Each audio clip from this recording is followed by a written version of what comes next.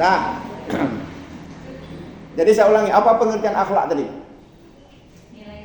Nilai-nilai yang berhubungan dengan perilaku seorang muslim dan muslimah. Adab, apa tadi pengertiannya? Perwujudan nilai-nilai akhlak dalam bentuk perbuatan. Tadi saya contohkan, ketika orang makan dengan tangan kanan, itu akhlak atau adab? Kenapa adab? Perbuatan. Adab yang baik. Ada orang suka memaki, akhlak atau adab? Adab. Adab yang baik atau adab yang tercela? Adab yang tercela. Kalau begitu apa contoh akhlak? Siapa tahu? Kalau contoh adab ya, pokoknya asal perbuatan, berjalan, makan, bergaul, maka dikatakan itu adab. Kemudian pergaulan atau perbuatan yang kemudian membuat kemaslahatan, kemakmuran manusia yang luar biasa jadi peradaban. Nah ya, jadi peradaban. Kalau begitu apa contoh akhlak? Kalau ucapan sudah ada, perbuatan tadi. Perilaku. Ya, contohnya apa? Siapa tahu? Hah?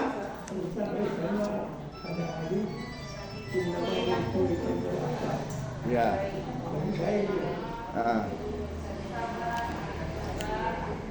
Ya ada ya.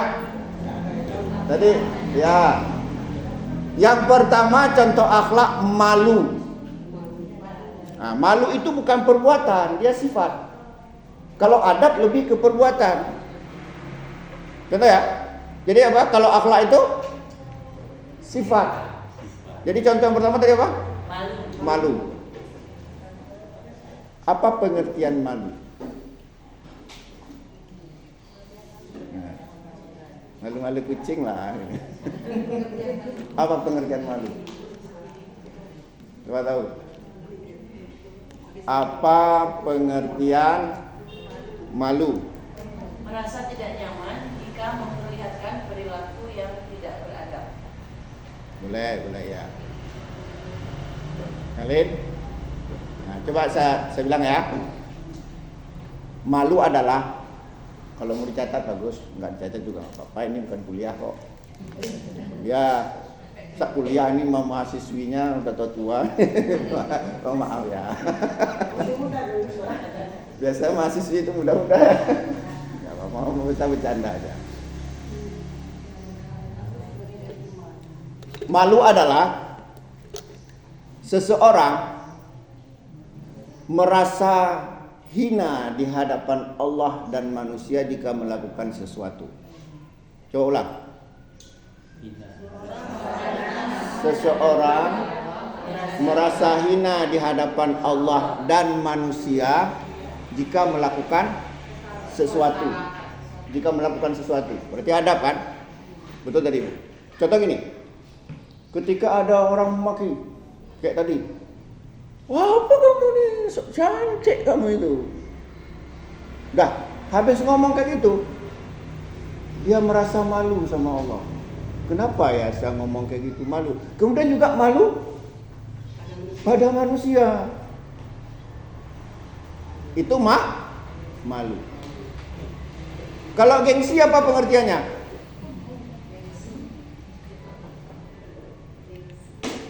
Apa pengertian gengsi?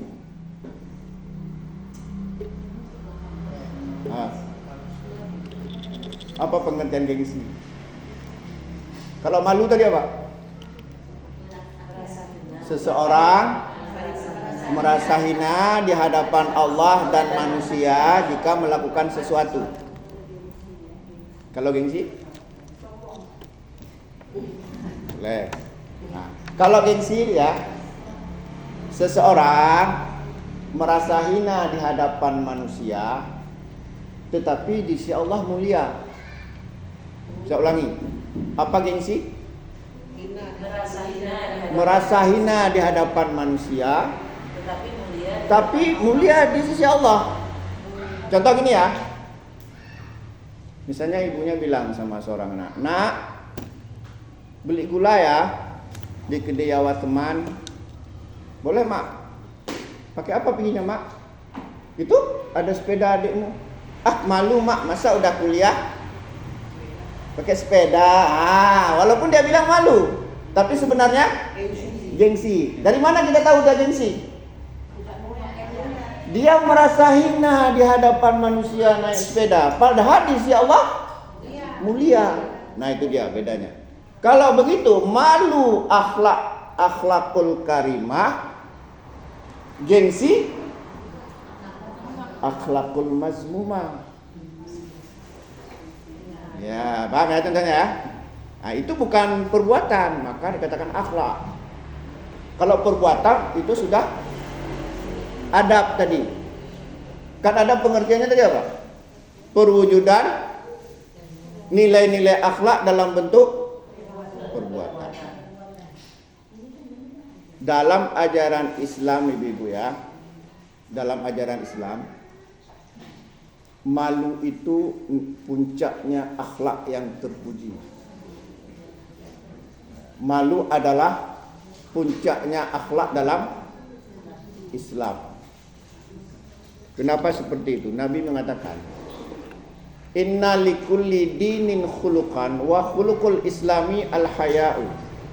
Setiap agama ada akhlak, dan akhlaknya Islam itu adalah rasa malu. Orang kalau punya rasa malu pasti mulia dia. Nabi juga mengatakan, "Al-haya'u la ya'ti illa bi khairin." Malu itu tidak mendatangkan kecuali kebaikan. Nah, jadi contoh akhlak yang terpuji tadi apa? Malu. Contoh akhlak yang tercela? Nah, tadi ada dikatakan sabar. Sabar itu akhlak atau adab? Akhlak atau sabar itu akhlak atau adab? Sabar, akhlak atau adab? Coba di ayat ini.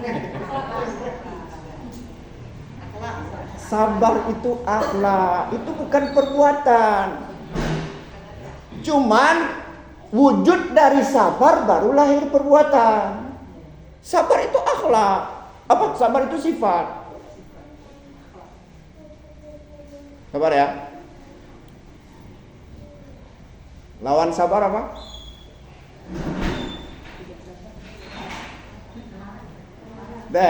Sabar akhlakul karimah. Sabar itu akhlak yang mulia, yang terpuji. Lawannya akhlak yang tercela. Lawan dari sabar apa? Tadi kan lawan dari malu, gengsi. Lawan dari sabar?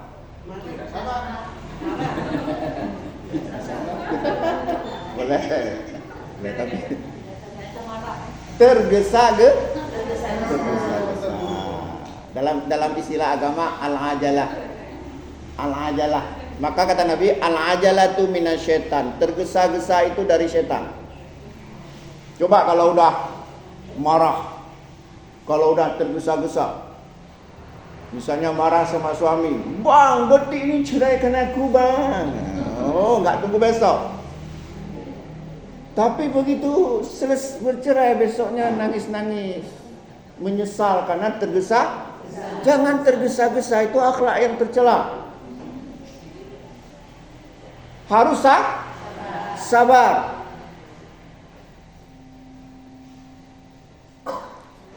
Sabar ada 3, siapa tahu? Sabar ada 3, siapa tahu?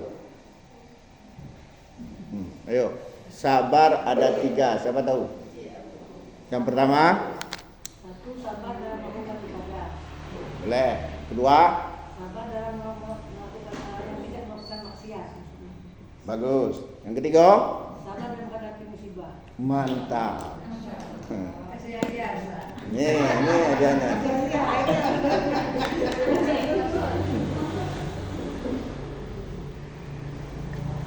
Yang pertama, sabar dalam menjalankan ketaatan. Itu harus sabar, Bu. Makanya kenapa kadang-kadang ketika kita melaksanakan satu ibadah, satu ketaatan, beda-beda pahalanya. Kadang-kadang itu karena kesabaran kita berbeda. Paham ya? Karena kesabaran kita berbeda. Pertama apa? Sabar dalam menjalankan ketaatan kepada Allah. Itu sabar. Kalau nggak sabar, jam 3 kita udah curi air kita waktu pulang puasa. Nah, kalau nggak sabar ya, sabar dalam menjalankan ketaatan. Nah, apa dalilnya? Contohnya apa? Kata Allah berfirman, wa'mur ahlaka bis salati wastabir 'alaiha. Suruhlah keluargamu mengerjakan salat dan bersabar dalam menjalankannya. Sabar kita, apalagi kalau kita salat berjamaah, salat tarawih misalnya. Imamnya pun giginya udah nggak ada suaranya. Kalau nggak sabar, jerang budak nih. Tuh nggak? Sabar. Itu akan membuat pahala kita beda-beda. Kadang-kadang ya, ibadah itu letak pahalanya bukan pada ibadah saja, tapi pada kesabaran melaksanakan. Sabar. Ya terima aja lah, walaupun imamnya kayak gitu, pokoknya tetap khusyuk lah. Aduh, mahayun-hayun. Ada satu ustaz kita kan, kalau udah jadi imam dia mahayun-hayun. Apa? Saya nggak bilang orangnya ya. Nah, yang kedua tadi apa? Sabar dalam meninggalkan larangannya. Aduh, gimana nih? Sudah jatuh cinta setengah mati, pacaran. Ya. Tapi setelah ngaji kata ustaz nggak boleh pacaran, haram hukumnya, ya kan? Kata ustaz, ngutip ayat pula ustaznya, qul lil mu'minat yaghudna min absarihinna wa yafatna furujahunna. Kan gitu ayatnya. Katakanlah kepada perempuan beriman, hendaklah dia menahan pandangannya ketika melihat laki-laki. Kalau pacaran menahan pandangan atau memplototkan pandangan? Memplototkan. Berarti nggak boleh ya? Nah, apalagi wala taqrabuz zina dan sebagainya. Udah ngaji dibilang ustaz tadi apa? Nggak boleh. Pacar itu perlu kita sabar dalam meninggalkannya. Memang berat, apalagi terbayang-bayang tengah malam. Aduh. Nah, kalau nggak sabar, sabar dalam meninggalkan. Nah, itu disebut apa? Istilah lainnya apa? Siapa tahu? Istilah lainnya apa? Istiqamah.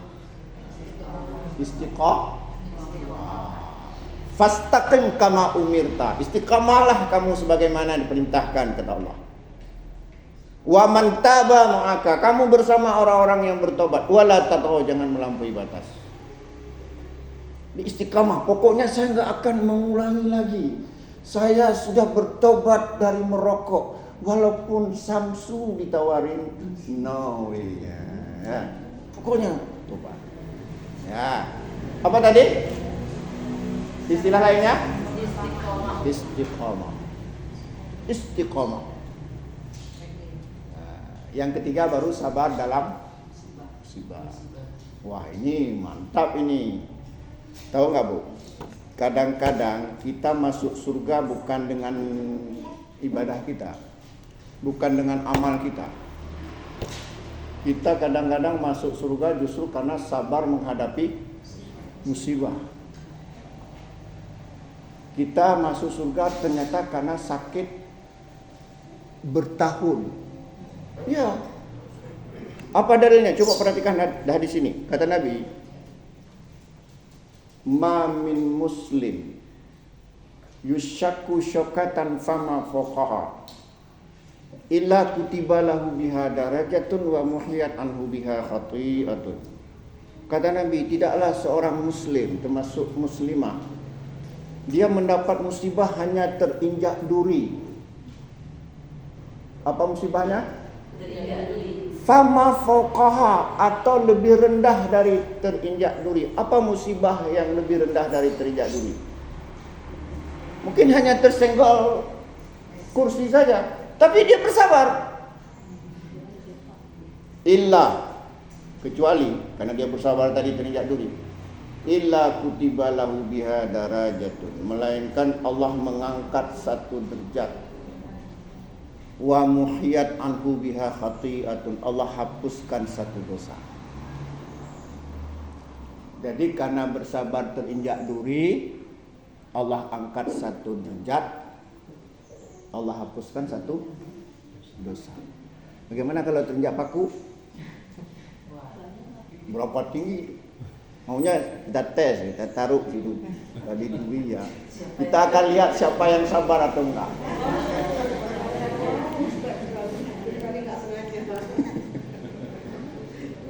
Mungkin kalau orang sabar begitu terinjak duri apa dia bilang? Astagfirullah, aduh. Apa salah saya? Kalau orang nggak sabar, hubung aja atau pepem. Kanaka itu lama. Ini ya tadi. Nah, kalau seperti itu nggak dapat pahala, nggak tinggi derajat kita. Hadis yang kedua, coba ibu perhatikan. Kata Nabi, ma yazalul bala bil mu'mini wal mu'minah fi nafsihi wa waladihi wa malihi hatta yalqallah wa ma alaihi khati'atun. Apa artinya? Tidaklah bala, tidaklah musibah menimpa seorang mukmin atau mukminah fi nafsihi, di mana bala itu menimpa dirinya. Menimpa diri maksudnya apa? Apa maksud menimpa diri? Makanya jangan suka kali periksa ke dokter. Kalau periksa ke dokter, sudah stadium 4 Ustaz. Aduh, stadium 4. Nah, gitu. Udah kolesterol Ustaz, makanya saya enggak pernah periksa. Betul saya takut ya. Betul, enggak pernah saya periksa. Coba tanya sama istri saya. Sampai istri saya marah-marah. Uang ini enggak pernah periksa, takut periksa. Dah, apa tadi? Musibah menimpa diri. Wa waladihi, atau musibah itu menimpa anak-anaknya. Keluarga kita, anak-anak. Wa mali, atau musibah menimpa harta kita. Baru beli mobil Innova kredit lagi. Baru 3 kali dielus pun udah dicuri orang. Musibah itu ya. Tapi bersabar hatta yalqallah, hingga dia bertemu dengan Allah. Apa maksudnya bertemu dengan Allah?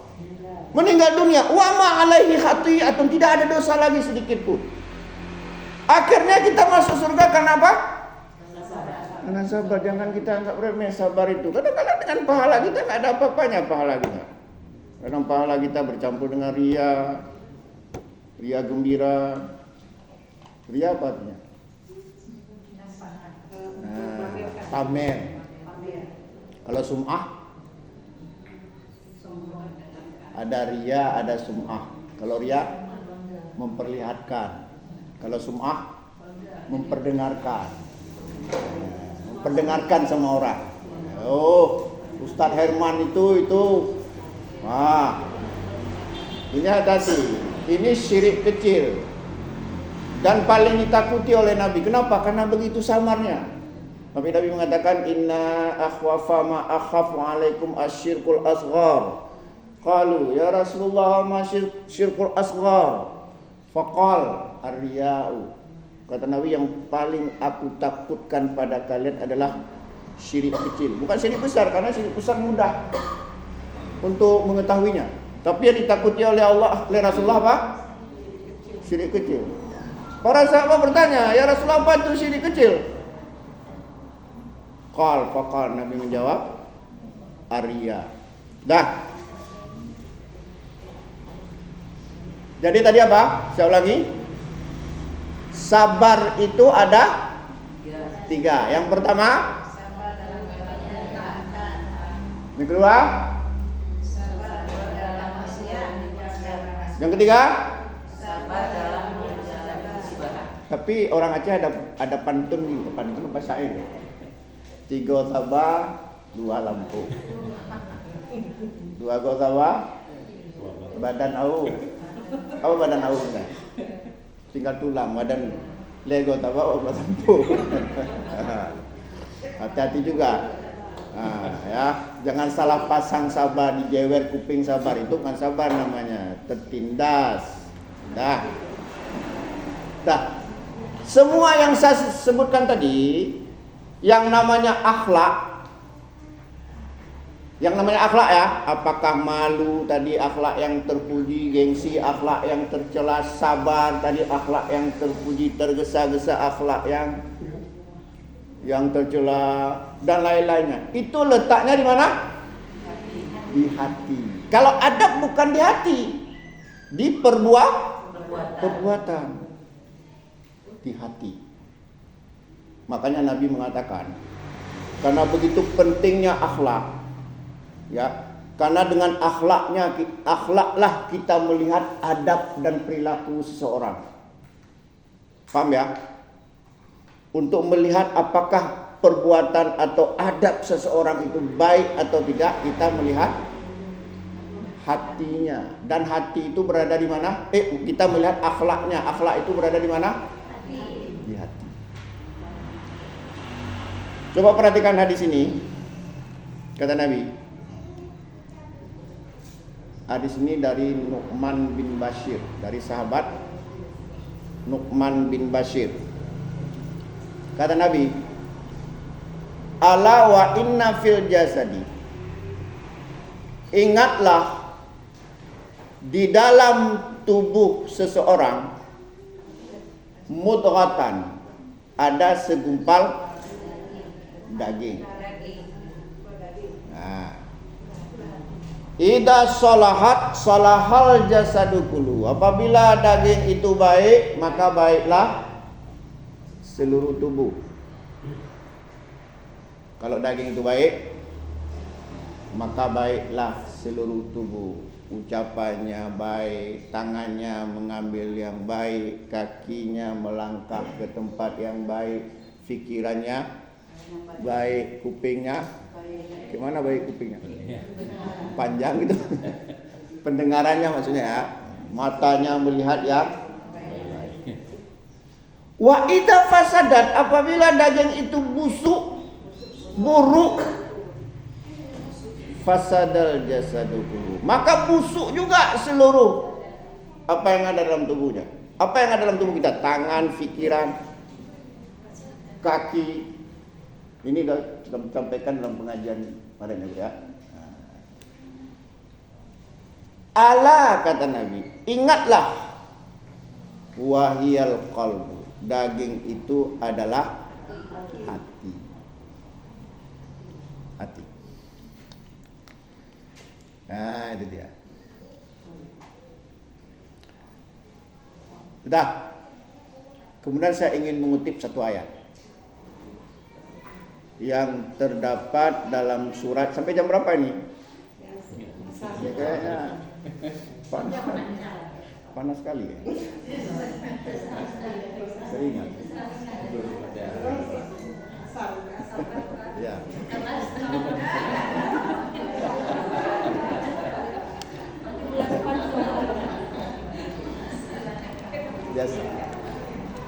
Biasa kita orang perjuangan ini biasa. Tidak lama-lama himmat.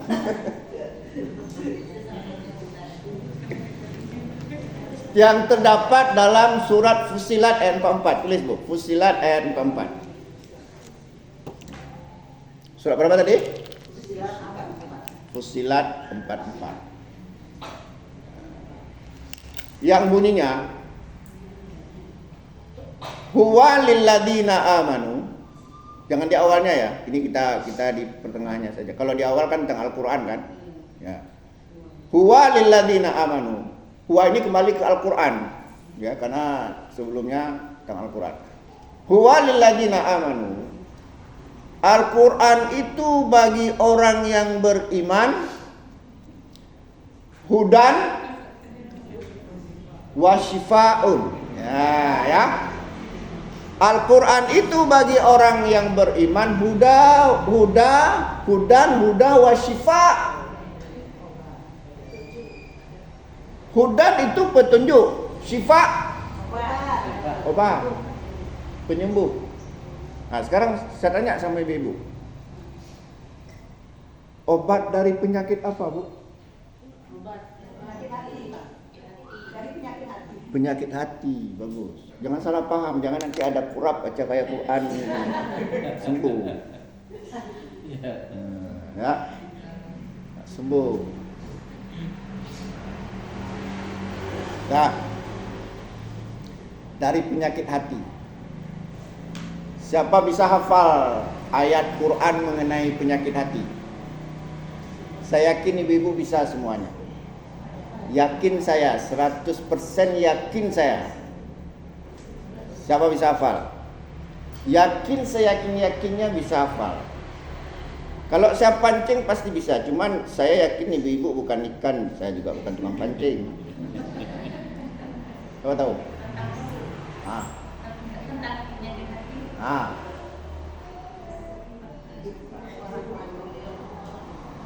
Nah, ayo. Fi qulubihim maradun. Hafal semua kan? Nah, coba sama-sama. Fi qulubihim maradun fazadahumullahu maradun. Di dalam hati mereka ada penyakit. Dan Allah akan menambah penyakit hati tersebut. Ya, ingin saya bilang bahwa ibu-ibu ya, ada yang disebut dengan penyakit hati. Berarti Al-Quran tadi untuk obat apa? Penyakit hati. Kalau penyakit fisik apa obatnya? Kalau tadi kurap tadi apa obatnya? Salap lapar-lapar. Jadi yang dimaksud huwa lilladzina amanu. Ini ya pendapat jumhur ahli tafsir ya. Huwa lilladzina amanu. Al-Quran itu bagi orang yang beriman hudan, petunjuk, wa syifaun, penyembuh, maksudnya penyembuh dari penyakit hati. Sebagaimana ayat tadi, fi qulubihim maradun fazadahumullahu maradun. Tapi, Tapi, saya ulangi lagi. Tapi, sudah berapa kali? 3. Sekali lagi. Tapi, 4. Penyakit hati dengan penyakit fisik itu berhubungan erat sekali. Ingat. Berhubungan erat sekali. Yakinlah dengan seyakin-yakinnya. Penyakit fisik enggak akan sembuh selama-lamanya kalau penyakit hati tidak kita obati. Mati, ini hati-hati. Contoh, saya buktikan. Apa penyebab darah tinggi? Pikiran, baik, marah-marah, makan kuah belangong. Pokoknya ada tinggi. Di antaranya pemicunya tadi apa? Marah-marah. Nah, sekarang kenapa marah? Karena lihat musuh, lihat saingan, lihat yang nggak beres. Ada orang kena penyakit darah tinggi. Dia pergi ke dokter paling hebat di dunia ini. Kemana perginya? Ke Penang. Ke Penang. Berobat di sana sampai sembuh total, dan betul-betul sembuh total. Berapa habis uang? Berapa? Jangan mahal-mahal lah. 50 juta. 50 juta sembuh. Pokoknya begitu pergi ke Penang habis uang 50 juta, sembuh. Pulang ke kampungnya, jumpa lagi dengan orang yang jadi musuh dia. Kamu jumpa lagi dengan istri yang marah-marah. Jumpa lagi dengan teman yang cerewet. Jumpa lagi dengan saingan. Kambuh lagi darah tingginya. Berobat lagi, habis 50 juta lagi. Sampai kiamat enggak sembuh-sembuh. Kenapa? Hatinya enggak pernah dia obati. Nih. Makanya inna fil jasadi mudghatan idza salahat salahal jasad. Hati kita dulu kita obati, baru fisik. Coba ya. Saya tanya jawab dengan jujur dari lubuk hati yang paling dalam. Setuju ya? Kenapa kita nggak enak makan? Karena pikiran kan? Karena pikiran, karena lagi sakit hati, enak. Karena ada musuh, nggak enak makan. Tapi coba semuanya itu nggak ada, enak nggak makan? Enak makan, enak tidur. Apakah orang seperti ini akan sakit? Enggak. Orang seperti inilah yang hidupnya sehat. Maka ibu nggak usah habiskan uang ratusan juta. Lebih bagus uang ratusan juta kasih sama kami bertiga nih yang jalan-jalan. Yuk kita obati aja hati kita. Lama-lama makan enak, tidur enak, semuanya jadi bersahabat, panjang umur, biayanya nol. Coba perhatikan hadis ini, Bu. Ini hadis diriwayatkan oleh Imam Bukhari, Imam Muslim dan lain-lainnya dari Anas bin Malik, sahabat radhiyallahu anhu. Kata Anas, qala Rasulullah sallallahu alaihi wasallam, Rasulullah sallallahu alaihi wasallam bersabda, ya. Man ahabba ayyubsata lahu fi rizqihi wa yunsa'a lahu fi atharihi falyasil rahimahu. Barang siapa yang ingin diluaskan rezekinya dan dipanjangkan umurnya, maka hendaklah bersilaturahim. Hadis itu benar adanya. Coba ibu-ibu sering bersilaturahim, itu luas rezeki ibu. Apalagi waktu makan kita silaturahim, pasti luas rezeki. Coba tes, nggak percaya? Sedang lapar, lagi nggak jawab, pergi silaturahim waktu makan. Saya masuk makan saat ini. Kemudian akan panjang umur kita. Kenapa? Karena dengan banyaknya sahabat kita bersilaturahim, curhat-curhat, berbagi apa? Berbagi penderitaan. Lama-lama kita jadi sehat berarti panjang umur. Ada yang bilang sama saya, tapi kan Ustadz umur nggak bisa diperpanjang. Siapa bilang nggak bisa diperpanjang?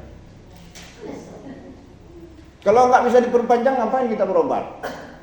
Sembuh-sembuhlah, mati-matilah. Kalau umur nggak bisa diperpanjang kan gitu. Kalau misalnya kita berkeyakinan umur nggak bisa diperpanjang, kalau memang sudah waktunya meninggal, ngapain bisa berobat? Habis uang aja. Kalau matilah, udah takdir, hiduplah. Enggak seperti itu. Takdir itu ada dua, Bu. Beriman kepada qadar itu ada dua sisi. Yang pertama sisi kauniyah, itu betul memang semuanya sudah diatur oleh Allah, sudah tertulis di Lauh Mahfuz. Sebagaimana sabda Nabi, kataballah maqadiral khalaiq qabla ay yakhluqas samawati wal arda bi khamsina alfasana. Sesungguhnya Allah telah menciptakan takdir seluruh makhluknya sebelum 50.000 tahun sebelum Allah menciptakan langit dan bumi. Itu secara kauniyah. Atau misalnya seperti hadis tentang proses penciptaan manusia. Setelah berumur 4 bulan, ya, 40 hari dalam bentuk nutfah. Ya, kan kata Nabi begitu. Inna ahadakum yujma'u khalquhu fi batni ummihi arba'ina yawman nutfah. Sesungguhnya kalian berada dalam perut kalian selama 40 hari dalam bentuk nutfah. Nutfah itu apa? Ini ahli kesehatan, ada apa ya? Apa itu nutfah? Nutfah itu positif, Bu. Covid positif. Positif tuh. Nutfah itu positif. Artinya telah positif antara itu dalam 40 hari. Summa yakunu Ya, alaqatan misla dzalik. Kemudian menjadi 40 hari juga dalam bentuk alaqah. Alaqah itu apa? Segumpal darah. Berapa lama? 40 hari. Summa yakunu mudghatan. Kemudian menjadi mudghah. Mudghah apa? Segumpal daging. Itu sudah ada lengkap dengan tangan-tangannya. Misla dalik 40 hari juga. Berarti 40 kali 3 berapa? Berapa bulan?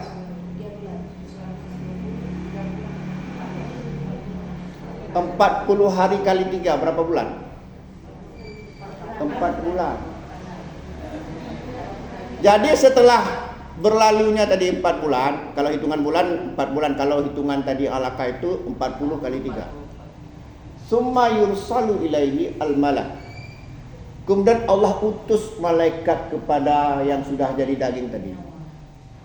Fayunfaqu fihi ruha. Ditiupkan ruh. Makanya setelah 4 bulan itu sudah bergerak-gerak. Karena sudah ada ruh. Summa yursalu, summa yu'maru bi arba'i kalimatin. Kemudian malaikat menyuruh mencatat 4 hal, 4 takdir. Bikatbi rizqihi, rezekinya sudah dicatat. Pokoknya hanya mampu seperti Ustaz Herman hanya mampu beli mobil tua itu ya, itu aja udah dicatat. Kakak bisa beli Pajero, jangan mimpi Ustaz Herman, jangan mimpi. Sudah jelas rezekinya. Kemudian pertama apa tadi? Bikatbi rizqihi, dicatat apa?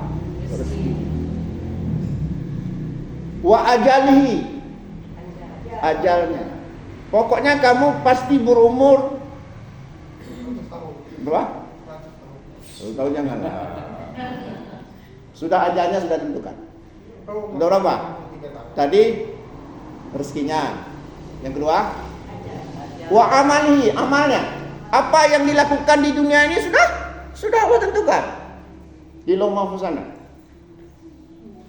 Yang keempat, syaqiyun aw sa'idun. Apakah dia sengsara di dunia dan akhirat atau bahagia di dunia dan akhirat?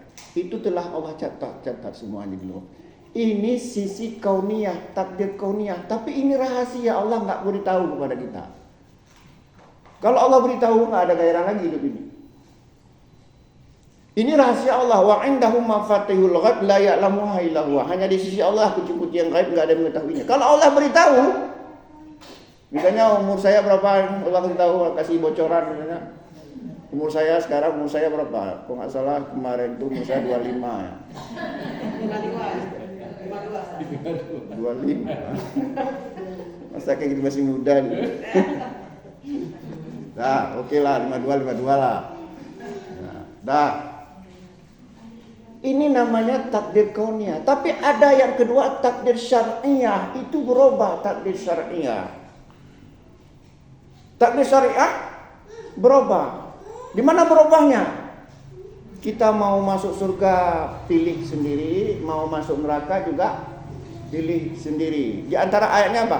Innallaha la yughayyiru ma biqaumin hatta yughayyiru ma bi anfusihim. Allah tidak merubah nasib suatu kaum sebelum kaum itu merubahnya. Nah, hadis tentang silaturahim tadi itu takdir syar'iyah. Nah, contoh misalnya hadis ini, innallaha khalaqa da'a wa dawa fatadaw wa la tadaw biharamin. Sesungguhnya Allah menciptakan penyakit dan obat. Berobatlah tapi jangan berobat dengan yang haram. Ini namanya takdir syar'iyah. Takdir syar'iyah itu bisa kita rubah. Kalau nggak berubah, ngapain kita berobat? Kenapa kita berobat? Untuk mencegah mati kan, agar panjang Seperti pernah Rasulullah ya. Ada seorang sahabat, dia datang kepada Nabi bawa unta, tapi untanya nggak diikat. Dia bilang sama Nabi, ursilu naqati wa atawakkalu. Aku lepaskan kendaraanku, untaku ya Rasulullah, kemudian aku bertawakal kepada Allah. Kata Nabi, lah jangan seperti itu. Iqtilha, kamu ikat dulu untamu, baru buat tawakal, baru kemudian tawakal. Ikat dulu baru tawakal. Ini artinya takdir syar'iyah. Kalau mau kaya, berusaha untuk kaya. Nggak akan kaya kita kalau nggak mau berusaha. Ngapainlah kerja? Ngapain sungguh-sungguh? Kalau Allah takdirkan kaya, ya kaya mendadak. Kalau Allah takdirkan miskin, ya miskin. Bukan seperti itu. Salah. Itu sudah kemurjiahan kita. Kita takdir kauniyah itu kita imani juga. Contoh gini misalnya, kita udah berusaha, mati-matian berusaha, tapi nggak kaya-kaya. Itu baru kembali takdir kauniyah. Allah telah menentukan. Saya hanya mendapat pahala berusaha, bukan mendapat hasilnya. Atau bisa jadi sebagaimana firman Allah, wa asa an tuhibbu syai'a wa huwa syarrul lakum. Bisa saja kamu sangat menyukai sesuatu padahal hal itu sangat buruk bagi diri kamu. Nah, jadi setelah kita takdir syariah lantas nggak sesuai dengan pilihan, kan takdir syariah itu kan bisa kita pilih, tapi ternyata hasilnya nggak sesuai dengan pilihan kita kembalikan ke takdir kauni. Begitu caranya. Jangan takdir kauniyah dulu. Wah, ngapain berusaha? Ingin punya istri yang cantik, yang saleha, tapi nggak berusaha, ya nggak dapat. Ingin punya suami yang ganteng, kaya, nggak berusaha, ya nggak dapat. Ya pernah ya, saya pernah palak ya sama seorang ibu-ibu, tapi nggak benar-benar palak-palak kali. Karena dia bilang ini, Ustaz, bagaimana saya menyikapi suami saya yang agak jahat? Gitu ya. Ustaz, bagaimana katanya apa tadi? Menyikapi suami saya yang agak jahat. Lantas saya tanya, ibu itu kira-kira ya dalam sebuah pengajian lah. Saya tanya, kenapa ibu nikah sama dia dulu? Apa jawabannya? Kan sudah jodoh. Sudah jodoh. Enak aja. Disalahin? Enggak boleh kita. Jodoh itu takdir kauniyah. Itu enggak ada rahasia, kita rahasia Allah. Kita dalam hal ini memahami secara syar'inya. Sudah tahu calon suami kita orang jahat, lantas kita mau nikah sama dia karena hidungnya mengkilat, dompetnya tebal. Ternyata setelah jadi suami kita dianiaya kita. Jangan salahkan jodoh, salah kita sendiri. Kenapa kita pada saat itu mata kita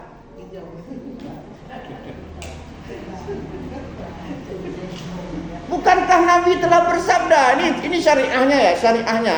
Kata Nabi apa? Idza atakum man tardona dinahu wa khuluquhu fazawijuhu illa takum fitnatun fil ardi wa fasadun kabir. Kata Nabi, jika datang seorang laki-laki yang bagus agama dan akhlaknya melamar kamu, maka terimalah lamaran tersebut. Jika kita tolak, maka akan muncul fitnah di muka bumi dan kerusakan yang banyak. Tapi hari ini kadang-kadang kita tolak. Kenapa kita tolak? Ada orang yang hafal Quran 31 juz, 30 juz. Kemudian ngajinya bagus, ustaz.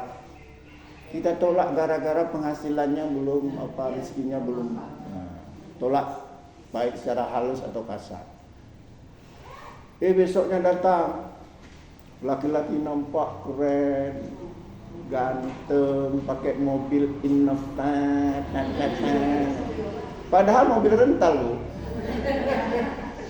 Kita terima, padahal dia nggak pernah kena air wudu, pernah kena. Terus kemudian setelah dalam perjalanan si istri menderita, apakah kita salahkan jodoh? Saya nggak mengatakan jodoh itu salah, enggak, tapi karena secara kauniyah betul memang. Tapi secara syar'iyah Allah memberikan kita hati, mata, maka sebagaimana kata Rafi apa? Jak betro kalon bede. Pek rugome hati takik. Kan ada ya Rafi itu tak? Jak betro kalon bede. Pek rugome. Ini khusus bagi perempuan ya. Saya ingatkan, jangan tinggi-tinggi maharnya. Kenapa? Jangan tinggi-tinggi mahar. Kenapa? Karena orang yang saleh itu cari rezeki yang halal. Ibu-ibu tahulah zaman sekarang cari rezeki yang halal itu susah, sehingga kemampuan dia juga terbatas. Kalau mahar tinggi-tinggi, yang lamar anak kita nanti kan agen sabu-sabu, atau ya macam-macam lah. Nanti kalau dia sudah berumah tangga, dia cari sendiri. Ada fenomena ini betul-betul nih. Fenomena ini jangan dianggap remeh. Fenomena ini gini, sudah ada kecenderungan kadang-kadang cari istri nggak mau orang Aceh, orang Jawa.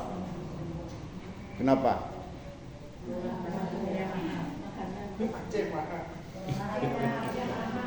Gini, nih serius nih. Ada kawan-kawan kadang-kadang dia cari istri ke Jawa sana. Kenapa? Perempuannya hafal Quran 30 juz, berpakaian syar'i. Artinya anulah, kita syar'i juga. Udah tuh hafal Quran 30 juz, cantik syar'i. Maharnya hanya seperangkat alat salat atau emas, kadang-kadang hanya sekedar menurut kesanggupan. Karena mereka memahami hadis khairun nisa'i aisaruha mauna, sebaik-baik istri yang mudah maharnya. Mudah kan relatif. 100 mayang juga mudah, 1 mayang juga sehingga dia menikah ke sana. Kalau mau nikah dia hubungi kawan-kawan sana, nikah bawa pulang ke Aceh. Apa tadi dapat maharnya 2 mayang, 3 mayang, hafal Quran 30 juz, orangnya salehah. Udah tuh kita nikah dengan orang Aceh misalnya, maharnya 50 juta hanya ibu. 50 juta, 50 mayang nggak bisa ngaji kadang-kadang. Ya nah. Walaupun ada juga orang-orang kita yang memang salehahnya pokoknya 1000 derajat lah, ada yang memang ada. Tapi yang ingin kita katakan ya kalau kita ingin mengikuti tuntunan Nabi, carilah menantu yang memang membahagiakan anak kita. Bukan membahagiakan kita, bukan membahagiakan mertua, tapi membahagiakan anak kita. Artinya apa? Dia bawa anak-anak kita, menanak kita dan cucu kita ke surga. Jangan kita punya menantu menyeret anak-anak kita ke neraka. Dan itu banyak terjadi.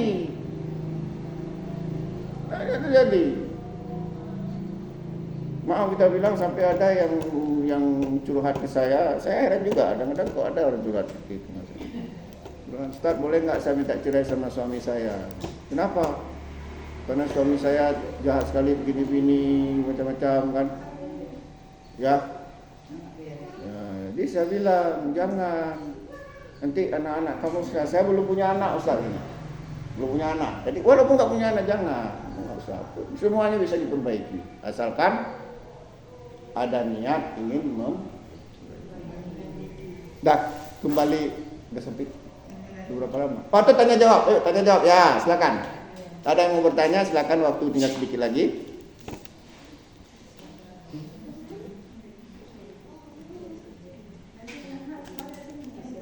Ya, ada mau tanya silakan. Ya. Buat itu sendiri saya pegang lebih mahar. Ya. Jadi ada istilah orang Aceh itu tidak memberatkan saya sebagai melamar dan tidak juga menghina keluarga perempuan. Itu bagaimana termasuk Ustaz mengenai harus demikian? Begini, kita kembali ke syar'inya lah. Orang sering kadang-kadang meninggikan memberikan mahar berpedoman kepada maharnya Rasulullah kepada Khadijah. Berapa maharnya? 100 ekor. Berapa harga unta pada saat itu? Gak bisa kita ukur dengan sekarang. Itu yang pertama. Mungkin saja saat itu untanya nggak semahal. Kalau semahal sekarang memang 30 juta, 40 juta satu ekor. Tapi zaman dulu nggak bisa kita pastikan, kita nggak tahu. Yang kedua, saat itu Rasulullah belum diangkat sebagai Rasul. Itu tradisi orang Arab memang seperti itu. Yang menjadi pedoman kita ketika Rasulullah diangkat menjadi Rasul. Itu pada umur 40 tahun. Ketika diturunkan wahyu yang pertama pada hari Senin, sebagaimana kata Abu Qatadah Al-Ansari, ditanyakan kepada Nabi an shaumil Isnin, tentang puasa hari Senin. Faqal, Nabi mengatakan fihi wulitu wa fihi ulilailayya. Aku suka puasa hari Senin karena hari Senin aku dilahirkan dan hari Senin Al-Quran diturunkan kepadaku. Jadi Nabi suka hari lahir beliau puasa, kita suka makan. Dan Al-Quran diturunkan pada hari Senin. Yang jadi pedoman kita pada saat Nabi sudah diutus jadi Rasul. Dan setelah itu jadi Rasul, apa kata Nabi? Di antaranya Nabi pernah mengatakan kepada seorang sahabat yang mau nikah, kepada sahabat yang lain, khudu walau khatamun min hadi, carilah mahar untuk saudaramu ini walaupun cincin besi. Kemudian Nabi juga mengatakan, khairun nisa'i aisaruha mauna, sebaik-baik wanita istri adalah yang mudah maharnya. Bukan yang murah ya, yang mudah. Nah, kemudian Nabi menjelaskan, mahar itu simbol tanggung jawab, bukan transaksi, bukan jual beli, bukan dagang. Kadang-kadang orang salah paham.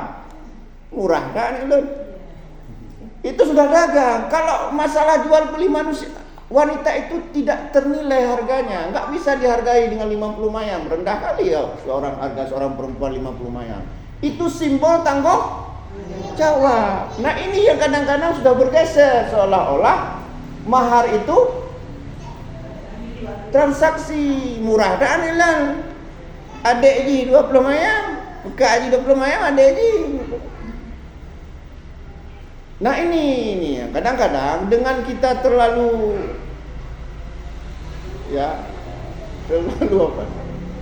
Akhirnya kadang-kadang ada orang yang baik, ya, ada orang kayak saudara kita ini, ya, kader, ya, aktivis IMM, pemuda juga. Tapi karena mungkin maharnya nggak terlalu tinggi, datang orang lain, dah siapa-siapa maharnya tinggi, nggak terima. Tapi dalam perkembangan selanjutnya bagaimana anak-anak kita? Nah, jadi bukan ketika kita misalnya mahar istri kita itu hanya 1 mahar, bukan menghina. Saya ya, ini kasih contoh, saya menikah, mungkin ibu-ibu percaya apa tidak? Saya maharannya hanya sebuah mushaf Al-Quran, betul, nggak ada emasnya. Saat itu saya masih kuliah dan tidak melalui proses pacaran. Saya lamar sendiri istri saya, kita ke Ingon sana. Saya jumpai mertua, saya bilang saya melamar bapak, maharnya 1 mushaf Al-Quran. Kalau bapak menerima, alhamdulillah. Ternyata diterima. Dan alhamdulillah sampai sekarang nggak ada mati kelaparan. Padahal saat itu saya belum ada kerja, saya masih mahasiswa. Karena saat itu sedang ngetren kuliah sambil nikah. Betul. Pertama yang melakukan itu Nasir Jamil, kemudian diikuti oleh kemudian saya. Tapi Allah jaminkan rezekinya. Wa ma min dabatin fil ardi illa 'ala Allahi rizquha. Tidak ada satu makhluk pun di muka bumi ini melainkan Allah jamin rezekinya. Ya. Jadi silakan saja kalau memang mampu suaminya 100 mayam silakan, 50 mayam silakan, 20 mayam. Tapi kalau hanya mampu 10 mayam silakan, 9 mayam silakan. 3. Kita berapa kan, Bu? Kalau pengalaman tasawuf yang nggak jadi saya 15 minta. Nah, 15 batal ya. 15 matilah kita cari uang. Kita baru kerja di Unmuha ya. Nah, ini mana nih? Saya nikah paling muda. Ya, muda. Oh, dibilang ternyata alhamdulillah kita hidup normal juga. dekat apa? Di belakang Warung kopi sewu aja memang. di belakang Sopi Sewu. Simbak Sewu. Simpang Empat. Ya. Boleh. Assalamualaikum warahmatullahi wabarakatuh. Waalaikumsalam. Kan saya dengar ceramah, jadi dalam tadi aku baca itu semula setan itu sama dengan jin, karena dia berbongkar, dan itu dari itu. Ya, sama dengan jin, maka itu dengan apa? Itu dalam kamu bongkar itu dengan setan. Ya, begini, iblis itu ya kadang-kadang juga disebut setan. Tapi sebenarnya setan itu bukan hanya dari kalangan bangsa jin. Kan tadi iblis dari kalangan bangsa jin. Sebagaimana surah Al-Kahfi 50 tadi. Wa id qulna lil malaikati isjudu li Adam fasajadu illa iblis kana minal jin. Dan ingatlah ketika Allah berfirman kepada malaikat untuk sujud kepada Adam, para malaikat sujud kecuali iblis, dan iblis itu dari bangsa jin. Ya, dari bangsa jin. Lantas setan itu siapa saja yang menjadi pengikut iblis, yang menjadi anak buah iblis dan kerjanya itu menyesatkan manusia. Ya, ada dari kalangan bangsa jin. Di antara kalangan bangsa jin korin dalam tubuh kita. Ya alladzi waswisu fi sudurin nas minal jinnati. Tapi juga ada dari kalangan manusia. Semuanya itu disebut setan sebagaimana surat Al-An'am ayat 112 tadi. Nah, cuman kebanyakan pengikut iblis ini, artinya kebanyakan anak buah iblis ini dari bangsa jin. Kenapa? Karena dia dari bangsa jin. Ya, tapi ada juga sebagian manusia sadar atau tidak sadar menjadi pengikut iblis, menjadi anak buahnya iblis. Lah, sekarang saya tanya sama ibu-ibu, ada nggak bangsa jin di ruangan ini?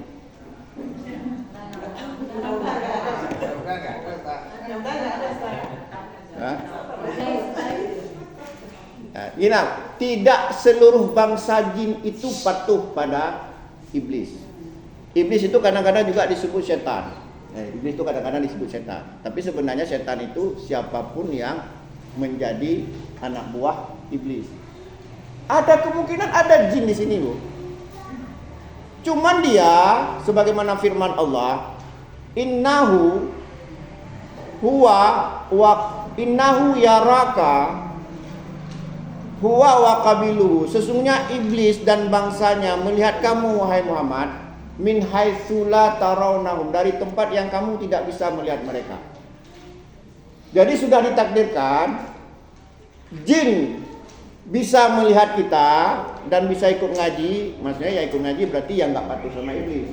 Coba lihat surat jin, ada sebagian bangsa jin yang bertobat. Dah. Jadi tidak seluruh bangsa jin itu jadi pengikut iblis. Nah, kemungkinan juga ada yang hadir di sini, cuman kita nggak nampak. Kan tadi dalam ayat tadi dikatakan jin itu berada dari sebuah tempat yang kita tidak bisa melihat mereka. Saya pernah meru'yah sekali, Bu. Maksudnya pernah meru'yah pada suatu kali ketika saya meru'yah, jin dalam tubuh yang saya ru'yah itu seorang yang beragama lain, bukan Islam, umurnya ratusan tahun. Karena jin itu memang umurnya lebih dari manusia. Saya suruh masuk Islam dia. Tapi kita jangan percaya, karena Nabi mengatakan jin itu penipu. Masalah dia tipu atau tidak, mesti kita suruh masuk Islam. Setelah itu saya bilang, sekarang kamu sudah masuk Islam, kamu keluar, kemudian kalau ada pengajian, kamu datang, saya bilang, tapi jangan ganggu-ganggu orang. Baik katanya, kemudian dia keluar, nggak balik-balik lagi, sembuh. Nah, bisa jadi nanti yang saya bilang tadi itu mungkin ada. Cuman kita nggak bisa melihat mereka. Mereka bisa melihat kita. Apa hikmahnya? Kalau kita bisa melihat mereka, nggak ada satupun di ruang saya juga kabur lompat dari sini. Gitu. Hikmahnya itu. Kenapa? Karena sudah ditakdirkan makhluk yang paling keren di muka bumi ini. Makhluk Allah yang paling bagus proses penciptaannya siapa? Manusia. Berarti kita yakini bangsa jin itu tidak sempurna. tidak secantik, tidak seganteng, tidak segagah manusia. Apa dalilnya manusia itu lebih bagus proses penciptaannya? Laqad khalaqnal insana fi ahsani taqwim. Sungguh aku ciptakan manusia itu sebaik-baiknya. Nah, jadi memang kadang-kadang iblis itu disebut setan. Iblis itu kadang-kadang disebut setan. Tapi makna setan yang sebenarnya adalah ya siapapun yang menjadi pengikut iblis.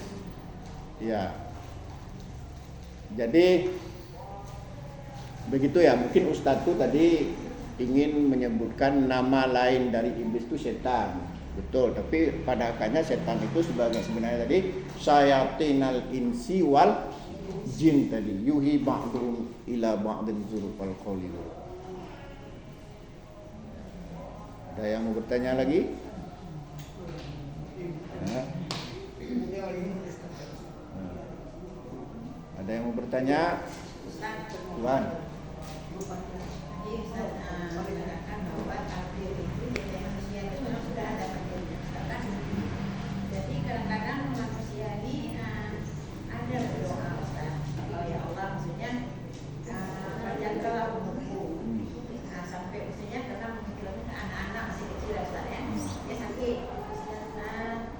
Jadi dengan doa itu apa bisa merubah takdir? Berubah, itulah namanya takdir syar'iyah.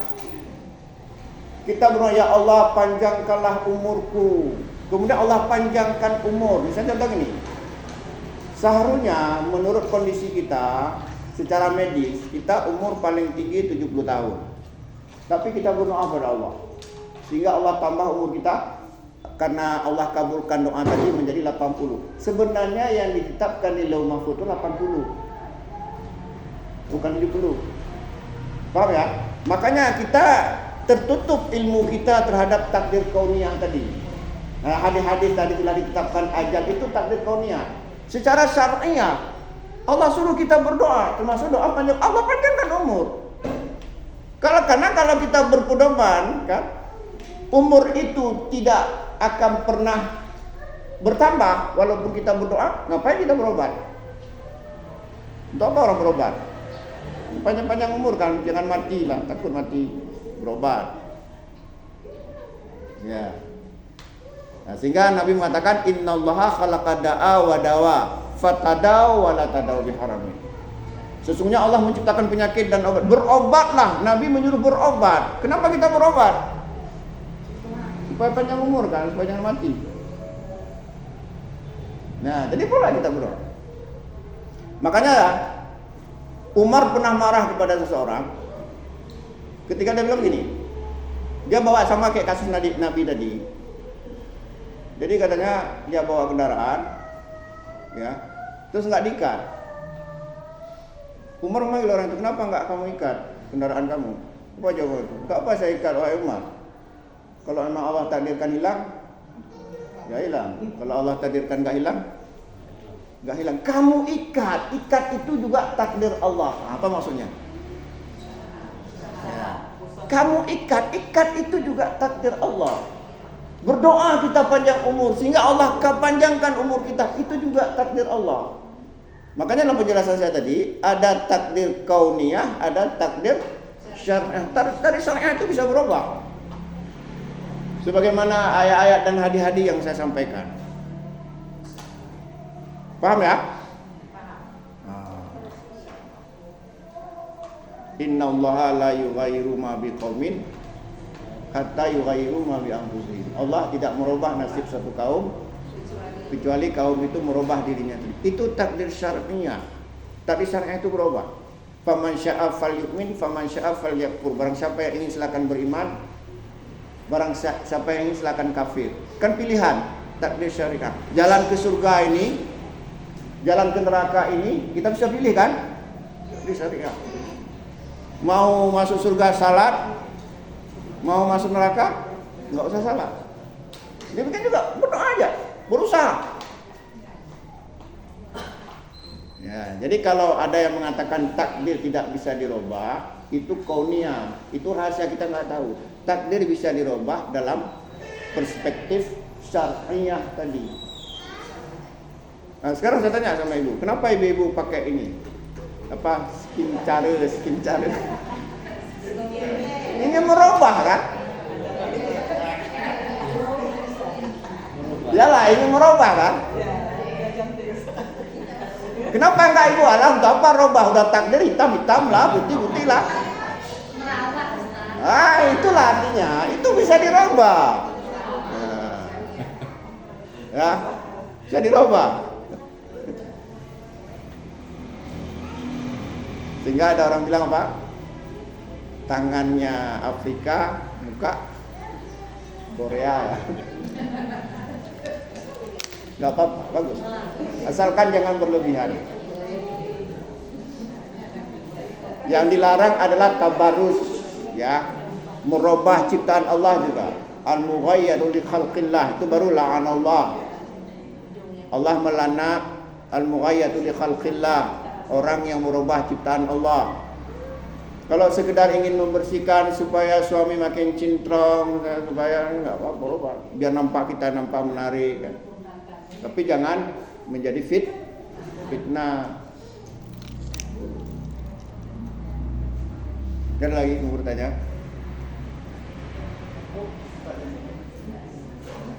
Gue mau tanya. Ya. Mengatakan bahwa hati penyakit datang dari hati yang kotor. Apakah semua penyakit dari hati? Enggak, begini Bu. Penyakit fisik itu bukan datang dari hati. Itu penyakit fisik itu datang juga dari hal-hal yang sifatnya fisik. Tapi tadi mempengaruhi, penyakit hati mempengaruhi fisik. Contoh gini, ketika kita dendam sama seseorang, dengki sama seseorang, makan pun malas kita, akhirnya kita kena asam lambung. Kan itu? Akhirnya kita kena emah. Jadi saling berhubungan antara penyakit hati dengan penyakit fisik. Makanya kalau kita ingin betul-betul sehat sempurna, kita obati bukan hanya penyakit fisik tapi juga penyakit hati. Ya kan? Kalau kita sudah redha dengan orang, sudah sayang sama orang, ya, musuh jadi teman, makan pun enak, tidur pun enak. Makanya ibu-ibu ya, yang terakhir saya bilang kan Ustazah, orang yang suka mempersulit diri, apakah suka berhutang atau suka macam-macam, itu sebenarnya mengundang penyakit untuk dirinya. Jangan kita mempersulit diri sendiri, akhirnya timbul kita berbagai macam penyakit.